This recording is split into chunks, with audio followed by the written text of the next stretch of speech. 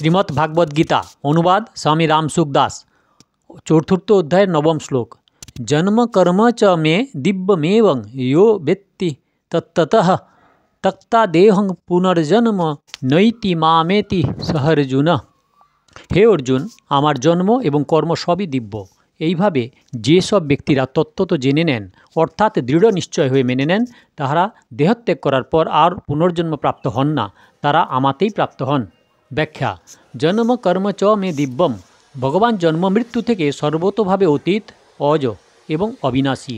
তার মনুষ্য রূপে অবতরণ হলে সেই অবতরিত মানব রূপ সাধারণ মানুষের মতো হয় না। তিনি কৃপা সহকারে শুধুমাত্র জীব সকলের হিতার্থে স্বাধীনভাবে মনুষ্য আদির রূপে জন্ম ধারণের লীলা করে থাকেন। তার জন্মকর্মের বশ নয়, তিনি তার ইচ্ছাতেই দেহ ধারণ করেন। ভগবানের সাকার রূপ জীবের শরীরের মতো অস্থিমজ্জায় হয় না। জীবের দেহ পাপ পুণ্যময়, অনিত্য, রোগগ্রস্ত, লৌকিক, বিকারশীল, পঞ্চভূতময় এবং রজ বীর্য হতে উৎপন্ন হয়ে থাকে।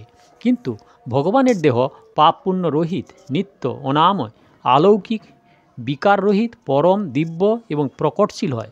অন্যান্য জীবাপেক্ষা দেবতাদের দেহ দিব্য হয়, কিন্তু ভগবানের দেহ তাদের থেকেও বিশেষভাবে হয়। দেবতাগণও তাই তাঁকে দর্শন করতে উৎসুক থাকেন। ভগবান যখন শ্রীরাম অথবা শ্রীকৃষ্ণরূপে পৃথিবীতে অবতীর্ণ হন, তখন তিনি মাতা কৌশল্যা বা মাতা দেবকীর গর্ভে উৎপন্ন হননি। প্রথমে তিনি তার শঙ্খ, চক্র, গদাপদ্মধারী স্বরূপের দর্শন দান করে তারপর তিনি মাতাদের প্রার্থনাতে বাল্যলীলা করেছিলেন। মাতা দেবকী বলেছেন, বিশ্বাত্মন শঙ্খ, চক্র, গদা এবং পদ্মের শোভাযুক্ত এই চতুর্বাহু সম্পন্ন তোমার এই অলৌকিক দিব্যরূপ আর সংবৃত্ত করো। তখন ভগবান মা বাবার সম্মুখে নিজ মায়া দ্বারা তৎক্ষণাৎ এক সাধারণ শিশুর রূপ পরিগ্রহণ করলেন। ভগবান শ্রীরাম যখন স্বধামে প্রস্থান করেন, তখন তিনি অন্তর্হিত হন।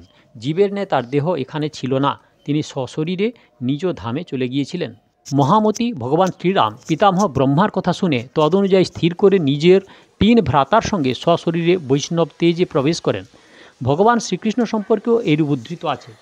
ধারণা এবং ধ্যানের জন্য অত্যন্ত মঙ্গলরূপ নিজ লোকাভিরাম মোহিনী মূর্তিকে যোগ ধারণজনিত অগ্নির দ্বারা ভস্ম না করেই ভগবান সশরীরে নিজ ধামে প্রবেশ করেন। ভগবান দিব্য শরীরের ব্যাপারে মহামুনি বাল্মীকি ভগবান শ্রীরামকে বলেছিলেন, চিদানন্দ দেহ তুমহারি বিগত বিকারি জ্ঞান অধিকারী নরতনু ধরেহু সন্ত সুরকাজা কহহু যশ প্রকৃত রাজা। একদা সনকাদি ঋষি বৈকুণ্ঠধামে যাচ্ছিলেন। সেখানে ভগবানের দ্বারী তাকে অন্তরে যেতে বারণ করে। তখন সনকাদি দ্বারীকে অভিশাপ দিলেন। নিজ অনুচর দ্বারা সনকাদির অপমান করা হয়েছিল জেনে ভগবান নিজে ওই স্থানে পদার্পণ করেন। সেই সময় ভগবানের দর্শন লাভ করে তাদের বিশেষ দশা প্রাপ্তি হয়। তারা ভগবানের শ্রীচরণে প্রণাম জানালেন। প্রণাম করা মাত্র সেই কমল নেত্র ভগবানের চরণ কমলের পরাঘুতে মিলিত তুলসী মঞ্জরির গন্ধময় বাতাস তাদের নাসিকায় প্রবেশ করে অক্ষর পরমাত্মায় নিত্য স্থিতিশীল সেই জ্ঞানী মহাত্মাদের চিত্ত এবং শরীর চঞ্চল করেছিল। শব্দাদি বিষয়ে গন্ধ এমন কোনো বিশেষ বস্তু নয় যাতে মন আকৃষ্ট হবে, কিন্তু ভগবান চরণ কমলের সুগন্ধে সর্বদা পরমাত্মা স্বরূপে নিমগ্ন সনকাদির চিত্তেও চাঞ্চল্য উৎপন্ন হয়েছিল। কারণ ওই সুগন্ধ কোনো পার্থিব বিকাররূপ গন্ধ নয়, এটি হলো দিব্য সুগন্ধ। ভগবানের প্রত্যেকটি বস্তুই এইরূপ দিব্য, চিন্ময় এবং অতি বিশিষ্ট হয়ে থাকে। ভগবানের লীলাকাহিনী শোনা, পড়া, স্মরণ করা ইত্যাদিতে লোকেদের অন্তঃকরণ নির্মল, পবিত্র হয়ে ওঠে এবং তাদের অজ্ঞানতা দূর হয়ে যায়। এই হলো ভগবানের কর্মের দিব্য ভাব।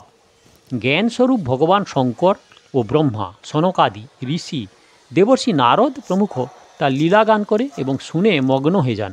ভগবানের অবতার রূপে লীলাস্থলে আস্তিকভাবে শ্রদ্ধা প্রেমপূর্বক বসবাস করলে এবং সেই স্থান দর্শন করলেও মানুষের কল্যাণ সাধিত হয়। এর তাৎপর্য হল যে ভগবান শুধুমাত্র জীবগণের কল্যাণের উদ্দেশ্যে অবতার হয়ে আসেন এবং লীলা করেন। সুতরাং তার লীলা পাঠে, শ্রবণে এবং মনন চিন্তনে স্বাভাবিকভাবে সেই উদ্দেশ্য সিদ্ধ হয়। চতুর্থ শ্লোকে অর্জুন ভগবানকে শুধু তার জন্মের বিষয়ে জিজ্ঞাসা করেছিলেন, কিন্তু এই স্থানে ভগবান অর্জুনের জিজ্ঞাসা ছাড়াই নিজ হতেই কর্ম সম্বন্ধ বলতে শুরু করলেন। এতে ভগবানের এই অভিপ্রায় ব্যক্ত হয় যে আমার কর্ম যেমন দিব্য, তোমার কর্ম তেমনি দিব্য হওয়া উচিত। কারণ মানুষের জন্ম দিব্য হওয়া সম্ভব নয়, কিন্তু তার কর্ম অবশ্যই দিব্য হতে পারে, কারণ তার জন্মই হয়েছে সেই জন্য। কর্মের দিব্যতা আসে যোগ সহযোগেই। যে কর্মবন্ধনকারক হয় তাকে দিব্যতা এলে সেই কর্মই মুক্তি প্রদানকারী হয়ে ওঠে। কর্ম দিব্য হলে কর্তা প্রথমত তাকে আবদ্ধ হয় না, দ্বিতীয়ত তিনি তার পুরাতন কর্মে আবদ্ধ থাকেন না, মুক্ত হয়ে যান, আর তৃতীয়ত তার কৃতকর্মের দ্বারা অপরেরও স্বাভাবিক মঙ্গল হয়ে থাকে। গভীরভাবে বিচার করলে দেখা যায় যে উৎপত্তি এবং বিনাশশীল বস্তুগুলির সঙ্গে সম্পর্ক স্থাপন করলেই কর্মে মালিন্য আসে এবং সেইগুলি বন্ধনকারক হয়ে ওঠে। বিনাশশীল পদার্থের সঙ্গে সম্পর্ক স্থাপন করলে অন্তঃকরণ, কর্ম এবং পদার্থ এই তিনটি মলিন হয়ে যায় এবং বিনাশশীল পদার্থের সঙ্গে মেনে নেওয়া সম্পর্ক দূর হওয়ায় এই তিনটি স্বাভাবিকভাবে পবিত্র হয়ে যায়। সুতরাং মূল প্রতিবন্ধক হলো বিনাশশীল বস্তুর সঙ্গ মেনে নেওয়া সম্পর্ক। এবং যো ব্যক্তি তত্ত্বতঃ অজ এবং অবিনাশী হয়েও প্রাণীমাত্রের ঈশ্বর হওয়া সত্ত্বেও ভগবান শুধুমাত্র জীবগণের হিতের উদ্দেশ্যে নিজ প্রকৃতিকে অধীন করে স্বাধীনভাবে যুগে যুগে মনুষ্য আদিরূপে অবতরণ করেন, এই তত্ত্বটি জানা অর্থাৎ দৃঢ়তা সহকারে মেনে নেওয়াই ভগবানের জন্মের দিব্যতাকে জানা। সমস্ত ক্রিয়া করতে থাকলেও ভগবান অকর্তাই থাকেন, অর্থাৎ তার মধ্যে ক্রিয়াদি সম্পন্ন করার অভিমান থাকে না এবং কোনো কর্মফলেই তার স্পৃহা নেই। এই তত্ত্বটিকে জানা ভগবানের কর্মের দিব্যতাকে জানার বাচক। ভগবানের জন্মধারণ যেমন স্বাভাবিকভাবে জীবের হিতের জন্য হয় এবং কর্মে নির্লিপ্ততা থাকে, তেমনি মানুষের মধ্যেও সমস্ত জীবের হিতের চিন্তা এবং কর্মে নির্লিপ্ততা জাগরণই হলো প্রকৃতপক্ষে ভগবানের জন্ম ও তত্ত্বকে জানা।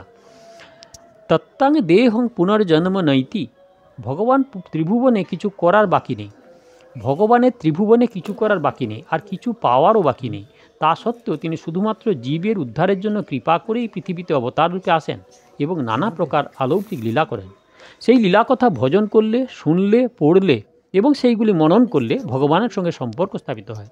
ভগবানের সঙ্গে সম্পর্ক স্থাপিত হলে জগৎ সংসারের সঙ্গে সম্পর্ক দূর হয়। জগতের সঙ্গে সম্পর্ক দূর হলে পুনর্জন্ম হয় না, অর্থাৎ মানুষ জন্ম মৃত্যুর বন্ধন থেকে মুক্ত হয়ে যায়। প্রকৃতপক্ষে কর্ম বন্ধনকারক নয়। কর্মে বন্ধন করার যে শক্তি তা কেবল মানুষেরই নিজের সৃষ্ট কামনা পূরণের জন্য আসক্তিপূর্বক নিজের জন্য কর্ম করলেই মানুষ কর্মের দ্বারা আবদ্ধ হয়। পরে কামনা যেমন বাড়তে থাকে, পাপেও তেমনি প্রবৃত্ত হতে থাকে। এইভাবে তার কর্ম অত্যন্ত মলিন হয়ে যায়, যার জন্য সে বারংবার নীচ জন্ম লাভ করে এবং নরকে পতিত হয়। কিন্তু যখন সে অপরের সেবার জন্য নিষ্কামভাবে কর্ম করে, তখন তার কর্মে দিব্যতা এবং বিশেষ ভাব আসতে থাকে। এইভাবে কামনা সর্বতভাবে না আসলে তার কর্ম দিব্য হয়ে ওঠে, অর্থাৎ সেটি আর বন্ধনকারক থাকে না, তার আর পুনর্জন্মের প্রশ্ন থাকে না। মামেতি সোহর্জুন। বিনাশশীল কর্মের সঙ্গে নিজ সম্পর্ক স্থাপন করায় নিত্যপ্রাপ্ত পরমাত্মাকেও অপ্রাপ্ত বলে মনে হয়। নিষ্কাম ভাব সহকারে কেবলমাত্র অপরের হিতার্থে সমস্ত কাজ করলে কর্মের প্রবাহ কেবল জগতের ভূমিকে যায় এবং নিত্যপ্রাপ্ত পরমাত্মা অনুভূত হয়। জীবের উপর অশেষ কৃপাই ভগবানের জন্মের কারণ। এইভাবে ভগবানের জন্মের দিব্যতা জানলে ভগবানের উপর মানুষের ভক্তি হয়, ভক্তির দ্বারা ভগবান লাভ হয়। ভগবানের কর্মের দিব্যতা জানলে মানুষের কর্মও দিব্য হয়ে যায়, অর্থাৎ সেইগুলি বন্ধনকারক না হয়ে তা নিজের এবং অপরেরও কল্যাণকারক হয়ে ওঠে, যাতে জগৎ সংসার হতে সম্পর্ক বিচ্ছেদপূর্বক ভগবত প্রাপ্তি ঘটে। এই হলো শ্লোক নাম্বার 9। দয়া করে সাবস্ক্রাইব করুন, ভালো লাগলে লাইক করুন, শেয়ার করুন, কমেন্ট করুন। আর পেছনের ভিডিও দেখতে হলে কাকন বাসুতে ক্লিক করে ভিডিও দেখুন, আগের ভিডিও দেখতে হলে অপেক্ষা করুন।